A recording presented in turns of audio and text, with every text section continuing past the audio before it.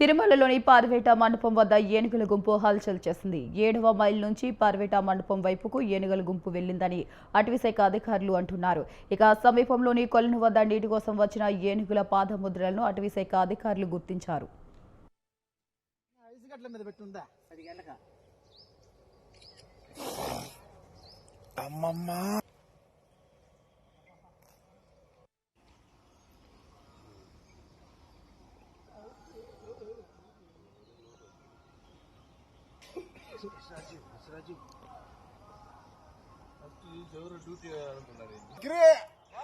Ice లాగుంది పాదాలు కాదు నా పాదాలు పోయినా సైడ్ రారా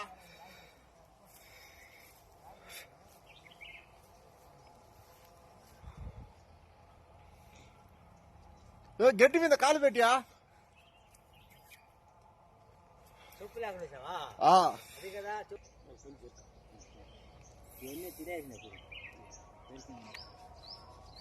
ఏనుగులు లద్దు ఇప్పుడే పోయింది. ఐసు గట్ల మీద పెట్టుందా 10 గంటక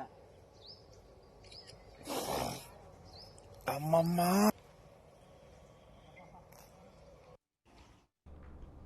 తిరుమలలోని పార్వేట మండపం వద్ద ఏనుగుల గుంపు హల్చల్ చేసింది. 7వ మైలు నుంచి పార్వేట మండపం వైపునకు ఏనుగుల గుంపు వెళ్లిందని అటవీశాఖ అధికారులు అంటున్నారు.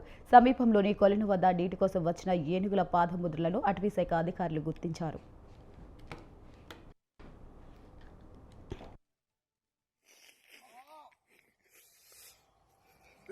సైడ్ రారా